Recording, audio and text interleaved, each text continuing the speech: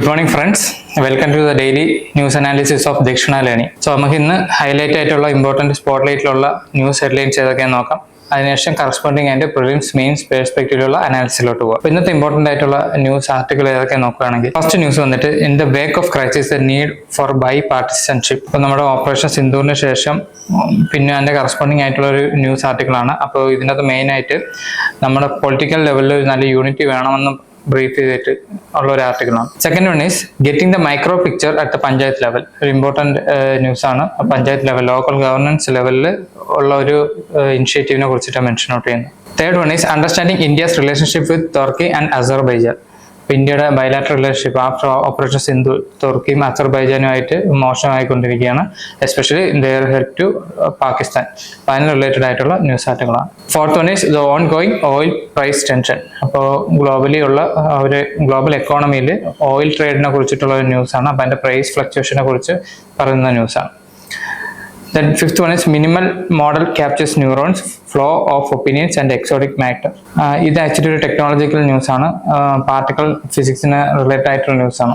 അപ്പോൾ ഇത് നമുക്ക് ലാസ്റ്റ് ഒന്ന് ബ്രീഫ് ചെയ്യാം. സോ നമുക്ക് ഇനി ഓരോ ന്യൂസിന്റെ അനാലിസിലോട്ടോ അതിന്റെ പ്രിലിംസ് മെയിൻസ് പെർസ്പെക്റ്റീവിലോട്ടുള്ള അനാലിസിലോട്ടും കൂടി പോവാം. Okay, first news article in the wake of crisis the need for bipartisanship. അപ്പോൾ എൻ്റെ ഓതർ ഇമ്പോർട്ടൻറ്റ് പേഴ്സണാലിറ്റിയാണ് ശശി തരൂർ. അപ്പോൾ എന്താ ഇതിന്റെ ബാക്ക്ഗ്രൗണ്ട് പറയുന്നതെന്ന് വെച്ചാൽ, ഈ പെഹൽഗാം അറ്റാക്ക് എന്ന് പറയുന്നത് it reopens a debate on India's national security fragility and political polarisation.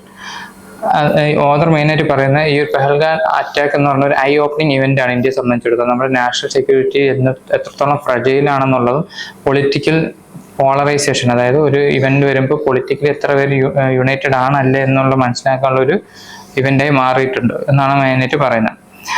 അതേ സജസ്റ്റ് ചെയ്യുന്ന വെച്ചാൽ ഇത് urgent need for bipartisan unity in the crisis response.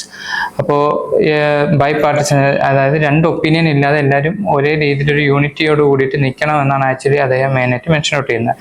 അത് ഹിസ്റ്റോറിക്കലി കുറച്ച് എക്സാമ്പിൾസ് പറയുന്നുണ്ട്. മെയിനായിട്ട് ഇതിന് മുമ്പുള്ള ഇവൻറ്റ്സ് ആയിട്ടുള്ള കാർഗിൽ വാർ ആയാലും 2014 സർജിക്കൽ സ്ട്രൈക്ക് ആയാലും 1994 ജനീവ മിഷൻ ആയാലും എല്ലാം പൊളിറ്റിക്കൽ ലെവലിൽ ഒരു യൂണിറ്റി ഉണ്ടായിരുന്നു ഇത് ഓരോന്ന് ക്യാരി ഔട്ട് ചെയ്യുന്നത്. അത് അപ്പോൾ അദ്ദേഹം സമറൈസ് ചെയ്യുന്നത് എങ്ങനെയാണ്, ഇങ്ങനത്തെ ഒരു പൊളിറ്റിക്കൽ യൂണിറ്റി ഉണ്ടെങ്കിൽ നമ്മൾ ഡിപ്ലോമാറ്റിക്കും നാഷണൽ ഇമേജിലും വേൾഡിലും നമുക്ക് അപ്പീൽ ചെയ്യാൻ പറ്റുള്ളൂ. നാഷണൽ സെക്യൂരിറ്റി ഡോക്ടറിന് അതിനകത്ത് അലൈൻ ചെയ്ത് തന്നെ നിൽക്കണമെന്നാണ് അദ്ദേഹം മെൻഷൻ ഔട്ട് ചെയ്തത്. ഒരു ജസ്റ്റ് ബ്രീഫ് ആയിട്ടുള്ളൊരു എന്താ പറയുക, ഒരു ഓർഡർ പോയിന്റ് നമുക്ക് ഇൻക്ലൂഡ് ചെയ്യാൻ പറ്റിയ ഒരു ന്യൂസ് ബ്രീഫിംഗ് ആണ്. നമുക്കിൻ്റെ കറസ്പോണ്ടിങ് പ്രിലിംസ് പോയിന്റിൽ ഇമ്പോർട്ടൻറ്റ് പോയിന്റ്സ് നോക്കാം. പ്രിലിംസ് പോയിന്റ് നോക്കുകയാണെന്നുണ്ടെങ്കിൽ ബൈപാർട്ടിസൺ റെസ്പോൺസ് ടു ക്രൈസിസ്. അപ്പോൾ ഇതിനു മുമ്പ് ഏതൊക്കെ ലെവലിൽ ഉണ്ടായിട്ടുണ്ടെന്നുള്ളതാണ്. അപ്പോൾ India involve opposition leaders in diplomatic efforts after Pahalgam attack. Pahalgam അറ്റാക്കിന് ശേഷം ഓപ്പോസിഷൻ ലീഡേഴ്സിനെ ഇൻക്ലൂഡ് ചെയ്തിട്ടാണ് ഇന്ത്യ പല ഡിസിഷനും ഹാൻഡ് ഔട്ട് ചെയ്തിട്ടുള്ളത്. ഇപ്പോൾ നമ്മൾ ന്യൂസ് കാണുമ്പോൾ തന്നെ അറിയാം. ഓൾ പാർട്ടി മീറ്റിംഗ് കണ്ടന്റ് ചെയ്തതിന് ശേഷമാണ് അദ്ദേഹം പ്രൈം മിനിസ്റ്റർ ആണെങ്കിലും ഈ ഡിസിഷൻ ഓരോന്ന് ക്യാരി ഔട്ട് ചെയ്യുന്നതിന് മുമ്പ് ബ്രീഫ് ഔട്ട് ചെയ്തിട്ടുണ്ടായിരുന്നു. എന്തൊക്കെ നടക്കുന്നു അവരുടെ എല്ലാം ഒപ്പീനിയൻ ടേക്ക് ഔട്ട് ചെയ്തിട്ടുണ്ടായിരുന്നു. Bipartisan unity helps counter anti India propaganda international. അപ്പോൾ എന്തുകൊണ്ടാണ് ഈ ബൈപാർട്ടിസൺ യൂണിറ്റി എത്ര ഇമ്പോർട്ടൻ്റ് ആണെന്ന് വെച്ചാൽ, ഓഫ് കോഴ്സ് നമ്മളൊരു ആക്ഷൻ എടുക്കുമ്പോൾ ഇന്റർനാഷണൽ ലെവലിൽ ഒരു പ്രൊപ്പഗാൻഡ സപ്പോർട്ട് ചെയ്തിട്ടുണ്ടാവും, ഓപ്പോസ് ചെയ്തിട്ടുണ്ടാവും. അപ്പോൾ അതിനെ വിത്ത്ഹോൾഡ് ചെയ്യാൻ വേണ്ടിയിട്ടും ഒരു നാഷണൽ ഇമേജിനെ ഗ്ലോബൽ സ്റ്റാച്ചറിൽ അപ്പീൽ ചെയ്യാൻ വേണ്ടിയിട്ടാണ് ഇങ്ങനത്തെ ഒരു സ്റ്റാൻസ് മെയിനായിട്ട് വേണ്ടത്.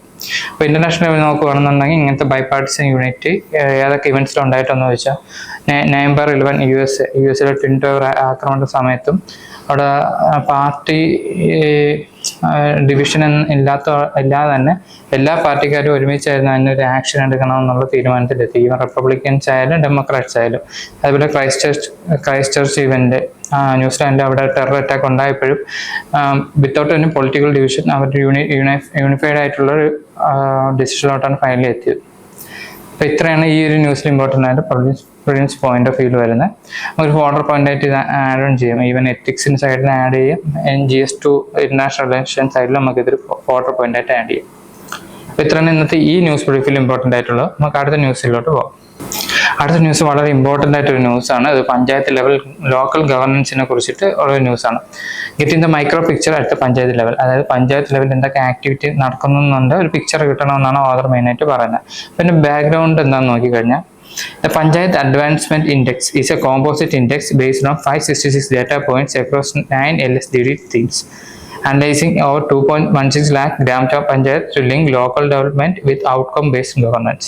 അതായത് ഇതിന്റെ തുടക്കത്തിൽ ഓദർ പറയുന്നത് വെച്ചാൽ ഒരു പഞ്ചായത്ത് അഡ്വാൻസ് ഇൻഡെക്സ് അല്ലെങ്കിൽ PAI എന്നുള്ള ഒരു ഇൻഡിക്കേറ്റർ ഉണ്ട്. ഈ ഇൻഡിക്കേറ്റർ നമുക്ക് ഡേറ്റ സോഴ്സ് ചെയ്യാൻ പറ്റും. എങ്ങനെ ഈ LSTD ഒരു 9 LSTD തീംസിനെ ബേസ് ചെയ്തിട്ട്. അപ്പോൾ ഈ ഒരു ഡേറ്റ ഹൈലി ഇമ്പോർട്ടൻ്റ് ആണ് ലോക്കൽ ലെവലിൽ നമുക്ക് എന്തിനു വേണ്ടിയിട്ട് ഔട്ട്കം ബേസ്ഡ് ഗവർണൻസിന് വേണ്ടിയിട്ട്. സോ നമുക്ക് ക്വാളിറ്റി ആയിട്ടുള്ള ഡിസിഷൻ മേക്കിങ്ങിൽ ലോക്കൽ ലെവലിൽ നിന്നുള്ള ഡിസിഷൻ കീപ്പ് അപ്പ് ചെയ്യാനും റൂറൽ ഡെവലപ്മെന്റ് എന്നുള്ള ആസ്പെക്റ്റിനെ എൻഹാൻസ് ചെയ്യാനും പറ്റും. അപ്പോൾ ഇതിന് കുറച്ച് ഫോൾ ബാക്ക് എന്താണെന്ന് വെച്ചാൽ current issues with data access and utility. Despite massive data generation, lack of user friendly format, poor data visualisation and minimal grass root level usability hinder evidence based policy making. അപ്പോൾ current നമ്മുടെ local ലെവലിൽ അല്ലെങ്കിൽ പഞ്ചായത്ത് ലെവലിൽ നോക്കുകയാണെന്നുണ്ടെങ്കിൽ അവിടുത്തെ main ഈ governance ലെവലിൽ quality down ആവാനുള്ള റീസൺസ് ആണ് ഈ ഓദർ മെയിനായിട്ട് പറയുന്നത്. അതിലൊന്ന് യൂസർ ഫ്രണ്ട്ലി ഫോർമാറ്റ് അല്ല.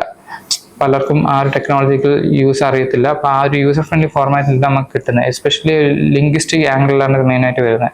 പുവർ ഡേറ്റ വിഷ്വലൈസേഷൻ ആണ്. പിന്നെ minimal grass root level usability. ഈ ഡേറ്റ കിട്ടുന്നത് ചിലപ്പോൾ ഭയങ്കര കോംപ്ലക്സ് ആയിട്ടുണ്ടാവും, പക്ഷെ ആ കോംപ്ലക്സ് ഡേറ്റ ഗ്രാസ് റൂട്ട് ലെവലിൽ എങ്ങനെ അപ്ലൈ ചെയ്യുന്നത് ഒരു ഇഷ്യൂ ആണ്. അപ്പോൾ ഇതിന് വേണ്ടിയിട്ട് അദ്ദേഹം പറഞ്ഞ സൊല്യൂഷൻ ആണ് call to action for stakeholders. ഇത് report stresses the need for trained data analyst, local institution engagement through Unnat Bharat Abhiyan and inter departmental coordination to improve LSTD score. ഇദ്ദേഹം അല്ലെങ്കിൽ ഈ ഓദർ മെയിനായിട്ട് സജസ്റ്റ് ചെയ്യുന്ന ഇതൊക്കെയാണ്. ലോക്കൽ ലെവലിൽ കുറച്ചുകൂടെ ട്രെയിൻഡ് ആയിട്ടുള്ള ഡേറ്റ അനലിസ്റ്റിനെ ഡിപ്ലോയ് ചെയ്യുക, ലോക്കൽ ഇൻസ്റ്റിറ്റ്യൂഷണൽ എൻഗേജ്മെന്റ് എൻഹാൻസ് ചെയ്യുക, ഇങ്ങനെ ഉന്നത് ഭാരത് അഭിയാൻ പോലുള്ള ഇനിഷ്യേറ്റീവ് ബൂസ്റ്റ് ചെയ്തിട്ട് എൻഹാൻസ് ചെയ്യുക. പിന്നെ ഇന്റർ ഡിപ്പാർട്ട്മെന്റൽ കോർഡിനേഷൻ കൊണ്ടുവരിക LSTD ഡിപ്പാർട്ട്മെന്റിൽ. ഇത്രയാണ് അദ്ദേഹം ഈ ഒരു ലോക്കൽ ഗവർണൻസിൽ നമുക്ക് ക്വാളിറ്റി ആയിട്ടുള്ള എവിഡൻസ് ബേസ്ഡ് ഔട്ട്കം കിട്ടുന്ന ഗവർണൻസ് എൻഹാൻസ് ചെയ്യാൻ വേണ്ടിയിട്ടുള്ള മെത്തഡോളജി ബ്രീഫ് ഔട്ട് ചെയ്യുന്നത്. അപ്പോൾ ഇതിന്റെ കറസ്പോണ്ടിങ് പ്രിൻസ് പോയിന്റ് ഇമ്പോർട്ടൻ്റ് ആയിട്ടുള്ള ആസ്പെക്ട്സ് ഏതെന്ന് നോക്കാം. പ്രിൻസ് പോയിന്റ് നോക്കുകയാണെന്നുണ്ടെങ്കിൽ ഇതിൻ്റെ അകത്ത് ഫസ്റ്റ് എന്ന് വെച്ചാൽ പഞ്ചായത്ത് ഡെവലപ്മെന്റ് തീംസിനെ കുറിച്ചിട്ടാണ്. നേരത്തെ ഡിസ്കസ് ചെയ്ത പോലെ തന്നെ 9 ഇമ്പോർട്ടൻറ്റ് തീംസിനെ ബേസ് ചെയ്തിട്ടാണ് നമ്മൾ ഡേറ്റ എക്സ്ട്രാക്ട് ചെയ്യുന്നത്. നമുക്ക് ഓരോ തീം ഏതൊക്കെ നോക്കാം. ഈ ഓരോ തീമും ആക്ച്വലി നിങ്ങൾക്ക് പഞ്ചായത്തിന്റെ അല്ലെങ്കിൽ ലോക്കൽ ഗവർണൻസിന്റെ ഡെവലപ്മെന്റ് അല്ലെങ്കിൽ ലോക്കൽ ഡെവലപ്മെന്റ് എന്നുള്ള ആസ്പെക്റ്റിൽ നോക്കുമ്പോൾ പല ഡയമെൻഷനായിട്ട് കീപ്പ് ചെയ്യാൻ പറ്റും. സോ തീം 1 എന്ന് പറഞ്ഞാൽ poverty free and enhance livelihood panchayat എന്നുള്ളതാണ്. Theme 2 healthy panchayat. Theme 3 child friendly panchayat. Theme 4 water sufficient panchayat. Theme 5 clean and green panchayat. Then theme 6 self sufficient infrastructure in panchayat. Theme 7 socially just and socially secured panchayat. Theme 8 panchayat with good governance. Theme 9 women friendly panchayat. അപ്പോൾ ഇത്ര ആസ്പെക്റ്റിലാണ് പഞ്ചായത്തിന്റെ thematic ബേസിൽ ഡെവലപ്മെന്റിന് carry over ചെയ്യുന്നത്. നേരത്തെ പറഞ്ഞത് ഉന്നത് ഭാരത് അഭിയാൻ എന്നുള്ള initiative boost ചെയ്തിട്ട് local ഗവർണൻസിൽ engagement കൂട്ടണമെന്ന് പറഞ്ഞു. അപ്പോൾ എന്താണ് ഈ ഉന്നത് ഭാരത് അഭിയാൻ എന്ന് നോക്കാം. ഉന്നത് ഭാരത് അഭിയാൻ എന്ന് വെച്ചാൽ it connects higher education institution with rural development. അതായത് നല്ല ക്വാളിറ്റി ആയിട്ടുള്ള ഹയർ എഡ്യൂക്കേഷൻസ്, IITs അതേപോലുള്ള ഇൻസ്റ്റിറ്റ്യൂഷൻസിനെ റൂറൽ ഡെവലപ്മെന്റ് ആസ്പെക്റ്റിൽ കണക്ട് ചെയ്യുക എന്നുള്ളതാണ് മെയിനായിട്ട് ഉന്നത് ഭാരത് അഭിയാൻ ക്യാമ്പയിൻ കൊണ്ട് ഉദ്ദേശിക്കുന്നത്. അതിന്റെ ഡയമെൻഷൻ എന്താണെന്ന് നോക്കുകയാണെങ്കിൽ എൻകറേജിങ് സോഷ്യൽ വാല്യൂസ് ഒരു ഇമ്പോർട്ടൻറ്റ് ആസ്പെക്റ്റ് ആണ്, ഹോളിസ്റ്റിക് ഡെവലപ്മെന്റ് ഒരു ഇമ്പോർട്ടൻറ്റ് ആസ്പെക്റ്റ് ആണ്, സ്ട്രെങ്തനിങ് ഗവർണൻസ് ഇമ്പോർട്ടൻറ്റ് ആസ്പെക്റ്റ് ആണ്, promoting literacy in rural adults important aspect ആണ്, then assisting economic development especially cottages and villages, then developing basic amenities for monitoring implementation is important aspect ആണ്. ഇതേപോലെ local governance ഒരു development initiative എന്ന് പറഞ്ഞതാണ് MP member of parliament local area development എന്നുള്ള initiative. ഇത് actually ഇത് എങ്ങനെ workout ചെയ്യുന്നതെന്ന് വെച്ചാൽ ഒരു MP ഇന്ത്യയിലുള്ള ഏത് വേണമെങ്കിൽ ഏത് കോൺസ്റ്റിറ്റ്യുവൻസി വേണമെങ്കിലും സെലക്ട് ചെയ്യും. ഏത് അവർ തന്നെ പാർലമെന്റിലോട്ട് എത്തിയ കോൺസ്റ്റിറ്റ്യുവൻസി ആവാം, അല്ലാതെ അവർക്ക് തന്നെ ഡിസ്ക്രിപ്ഷനുള്ള കോൺസ്റ്റിറ്റ്യുവൻസി ആവാം. ആ കോൺസ്റ്റിറ്റ്യുവൻസിലോട്ട് അവർ വർക്ക് ഐഡന്റിഫൈ ചെയ്തിട്ട് ആ വർക്കിനെ സജസ്റ്റ് ചെയ്യും. ഈ വർക്ക് നേരെ ലോക്കൽ ലെവലിൽ അതിൻ്റെ അതോറിറ്റി, എക്സിക്യൂഷൻ അതോറിറ്റി ആയിട്ടുള്ള ഡിസ്ട്രിക്ട് അതോറിറ്റി അല്ലെങ്കിൽ ഡിസ്ട്രിക്ട് കളക്ടറിലോട്ട് എത്തും. അറ്റ് ദ മീൻ ടൈം ഈ ഒരു അഡ്വൈസ് കിട്ടിയതിന് ശേഷം ministry of statistics and policy implementation ministry of statistics and programme implementation ഈ ഒരു സജഷൻ അനലൈസ് ചെയ്യും. അതിന് കറസ്പോണ്ടിങ് ആയിട്ടുള്ള ഫിനാൻഷ്യൽ എമൗണ്ട് ഡിവോൾവ് ചെയ്യുകയും ചെയ്യും. അറൌണ്ട് 5 crore ആണ് ആനുവലി. അപ്പോൾ അത് ഡിവോൾവ് ചെയ്യുകയും ചെയ്യും. അപ്പോൾ ഈ എമൗണ്ട് രണ്ടും ഡിസ്ട്രിക്ട് അതോറിറ്റിയിലെത്തി ആ district authority work find out ചെയ്ത് അവിടെ ക്വാളിറ്റി വർക്ക്സ് കൊണ്ടുവരികയും ഡെവലപ്മെന്റ് ബൂസ്റ്റ് ചെയ്യുകയും ചെയ്യും. ഇങ്ങനെയാണ് ആക്ച്വലി MP-ലാണ് മെയിനായിട്ട് ഫംഗ്ഷൻ ചെയ്യുന്നത്. ഇതിൻ്റെ അകത്ത് ഇമ്പോർട്ടൻറ്റ് ആസ്പെക്ട് ഇതിൻ്റെ ഒരു മിനിസ്ട്രിയുടെ ആണ്, ministry of statistics and policy implementation ആണ്.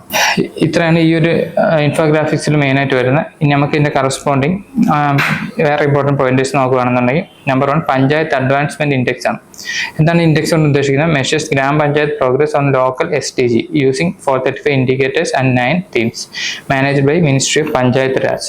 മിനിസ്ട്രി ഓഫ് പഞ്ചായത്ത് രാജാണ് മെയിനായിട്ട് മാനേജ് ചെയ്യുന്നത്. ആൾസോ നേരത്തെ പറഞ്ഞ പോലെ ഓൾറെഡി ഡേറ്റ കിട്ടുന്നുണ്ട്. അപ്പോൾ ആ ഡേറ്റ കിട്ടുന്ന പ്ലാറ്റ്ഫോമാണ് national data sharing and accessibility പോളിസിയുടെ അണ്ടറിലാണ് ഈ ഡേറ്റ മെയിനായിട്ട് ഷെയർ ചെയ്യുന്നത്. To ensure access to non sensitive government data for public use. അതാണ് അതിന്റെ മെയിൻ ഒബ്ജക്റ്റീവ് എന്ന് പറയുന്നത്. പിന്നെ മെയിൻ പെർസ്പെക്റ്റീവ് കണക്ട് ചെയ്യണമെന്നുണ്ടെങ്കിൽ GS2 ഗവർണൻസ്, ലോക്കൽ ഗവർണൻസ് എന്നുള്ള ആസ്പെക്റ്റ് കണക്ട് ചെയ്യാൻ പറ്റും. അതേപോലെ ഡെവലപ്മെന്റ് ആസ്പെക്ട് GS3 നമുക്ക് മെയിനായിട്ട് കണക്ട് ചെയ്യാം, എസ്പെഷ്യലി റിസോഴ്സ് മൊബിലൈസേഷൻ എന്നുള്ള ആസ്പെക്ട്. അപ്പോൾ ഇത്രയാണ് ഈ ഒരു ന്യൂസിൽ ഇമ്പോർട്ടൻ്റ് ആയിട്ടുള്ള പ്രിൻസ് മെയിൻസ് പോയിന്റ് ഓഫ് വ്യൂവിൽ വരുന്നത്. നമുക്ക് അടുത്ത ന്യൂസിലോട്ട് പോകാം. അടുത്ത ന്യൂസ് ഒരു ഇന്റർനാഷണൽ റിലേഷൻ പെർസ്പെക്റ്റീവിലുള്ള ന്യൂസാണ്. സോ ന്യൂസിന്റെ ഹെഡ്ലൈൻ ഇങ്ങനെയാണ്: understanding India's relationship with Turkey and Azerbaijan. അപ്പോൾ ഇന്ത്യയുടെ റിലേഷൻഷിപ്പ് ആരൊക്കെ തമ്മിൽ? തുർക്കിയും അസർബൈജാൻ. ഇന്ത്യയുടെ എക്സ്റ്റൻഡ് നെയ്ബർഹുഡിൽ വരുന്ന 2 കൺട്രീസ് ആണ്. അപ്പോൾ ഇതിന്റെ ബാക്ക് ഡ്രോപ്പ് നോക്കുകയാണെന്നുണ്ടെങ്കിൽ നമുക്ക് അറിയാം, ഓപ്പറേഷൻ സിന്ദൂർ സമയത്ത് പാകിസ്ഥാനെ ഏറ്റവും കൂടുതൽ ഹെൽപ്പ് ചെയ്ത രാജ്യങ്ങൾ 2ആണ്, തുർക്കിയും അസർബൈജാൻ. അപ്പോൾ ഇത് കഴിഞ്ഞപ്പോൾ എന്താ പറ്റിയെന്ന് വെച്ചാൽ ഇന്ത്യയിൽ ഇവർക്കെതിരെ ഹൈ ബാക്ക്ലാഷ് ഉണ്ടാവുകയാണ്. അപ്പോൾ എന്തൊക്കെ അന്വേഷണം നടത്തുന്നതെന്ന് വെച്ചാൽ mass cancellation in travel bookings, boycott calls and suspension of academic MOUs with Turkish university. അപ്പോൾ ഇത് ആക്ച്വലി നമ്മുടെ ഈ ബയലാറ്ററൽ റിലേഷൻ, ഈ 2 കൺട്രീസും തമ്മിലുള്ള റിലേഷനെ വളരെ ബാഡായിട്ട് എഫക്ട് ചെയ്തിട്ടുണ്ട്. ഇനി ഈ 2 കൺട്രീസ് നോക്കുകയാണെന്നുണ്ടെങ്കിൽ ഇവർ ആക്ച്വലി ജിയോ പൊളിറ്റിക്കൽ ആം അലയൻസ് ആണ്. പാകിസ്ഥാന്റെ ഒരു മെയിൻ അലയൻസ് ആണ് ആക്ച്വലി അത് തുർക്കിയും ഈ അസർബൈജാനും വരുന്നത്. എന്തുകൊണ്ട് തുർക്കി എന്ന് വെച്ചാൽ തുർക്കി എസ്പെഷ്യലി മുസ്ലിം കൺട്രിയാണ്, അതുകൊണ്ട് മുസ്ലിം നേഷനെ സപ്പോർട്ട് ചെയ്യുന്ന ആസ്പെക്റ്റിൽ ആണ് മെയിനായിട്ട് കൺസിഡർ ചെയ്യുന്നത്. അതേസമയം അസർബൈജാൻ എന്തുകൊണ്ട് ചെയ്തതെന്ന് വെച്ചാൽ ഇന്ത്യ ഓൾറെഡി അസർബൈജാന്റെ നൈബർ കൺട്രി ആയിട്ടുള്ള അർമേനിയെ സപ്പോർട്ട് ചെയ്യുന്നുണ്ടായിരുന്നു വാർ ടൈമിൽ. അതിന്റെ ബാക്ക്ലാഷ് ആണ് അസർബൈജാനും പാകിസ്ഥാനും സപ്പോർട്ട് ചെയ്തത്. അപ്പോൾ ഇതിൽ ഇന്ത്യക്ക് എന്തെങ്കിലും ഇമ്പാക്ട് ഉണ്ടോയെന്ന് വെച്ചാൽ നമുക്ക് വലിയൊരു എക്സ്പോസ്ഡ് ആയിട്ടുള്ള ട്രേഡ് റിലേഷൻ ഇല്ലാത്തടത്തോളം ഇത് നമുക്കൊരു എക്കണോമിക് ഇമ്പാക്ട് ഉണ്ടാക്കില്ല എന്നാണ് ഓദർ മെയിനായിട്ട് ബ്രീഫ് ചെയ്യുന്നത്. പിന്നെ കറസ്പോണ്ടിങ് പ്രിൻസ് പോയിന്റും മെയിൻ പെർസ്പെക്റ്റീവ് അനാലിസിസിലോട്ട് പോകും. അപ്പോൾ പ്രിൻസ് പോയിന്റ് ഓഫ് നോക്കുകയാണെന്നുണ്ടെങ്കിൽ ഇതിൻ്റെ ഒരു ലൊക്കേഷൻ ബേസ്ഡുള്ള ആസ്പെക്റ്റ് ആണ് ഇമ്പോർട്ടൻ്റ് ആയിട്ട് വരുന്നത്. ഒന്ന് തുർക്കിയുടെ ലൊക്കേഷൻസ് ഇമ്പോർട്ടൻ്റ് ആണ്. അപ്പോൾ തുർക്കി അവിടെ മെയിൻ വാട്ടർ ബോഡി ആയിട്ടുള്ള ബ്ലാക്ക് സീ, മെഡിറ്ററേനിയൻ സീ, അതിൻ്റെ കറസ്പോണ്ടിങ് ഇമ്പോർട്ടൻറ്റ് സ്ട്രേറ്റ്സും നെയ്ബറിംഗ് കൺട്രീസും ബോർഡർ ചെയ്യുന്ന കൺട്രീസും ഒന്ന് അറിഞ്ഞിരിക്കണം. അതേപോലെ അസർബൈജാൻ നോക്കുകയാണെന്നുണ്ടെങ്കിൽ ഇവിടെ ലൊക്കേഷൻ നോക്കുക, റഷ്യക്ക് അടുത്താണ്, കാസ്പിയൻ സീ ആണ് ബോർഡർ ചെയ്തിട്ടുള്ള water body. Bordered other countries ഏതൊക്കെയാണ്? ഇറാൻ, തുർക്കി, ജോർജിയൊക്കെയാണ് ബോർഡർ ചെയ്തിട്ടുള്ള അതർ കൺട്രീസ് എന്ന് പറയുന്നത്. അപ്പോൾ ഈ ഒരു ലൊക്കേഷൻ സ്പെസിഫിക് ആയിട്ടുള്ള ന്യൂസ് ബ്രീഫാണ്. അപ്പോൾ അതനുസരിച്ച് തന്നെ മനസ്സിലാക്കുക. പിന്നെ മെയിൻ പോയിന്റ് നോക്കുകയാണെന്നുണ്ടെങ്കിൽ സിപ്രി എന്നുള്ളൊരു കീവേഡ് ഉണ്ട്. ഇത് ആക്ച്വലി നമ്മുടെ ആംസ് ട്രേഡും അതിൻ്റെ ഡേറ്റ മെയിനായിട്ട് ഇന്ന് നൽകുന്ന ഒരു പ്രഷർ ഗ്രൂപ്പാണ്. Mainly used for research and policy analysis. Okay, അപ്പോൾ ഇത്രയാണ് ഈ ന്യൂസിൽ ഇമ്പോർട്ടൻ്റ് ആയിട്ടുള്ളത്. ഇതിൽ മെയിനായിട്ട് ലൊക്കേഷൻ ആസ്പെക്ട് എന്നുള്ളതാണ് മെയിൻ ഹൈലൈറ്റ് ആയി വരുന്നത്.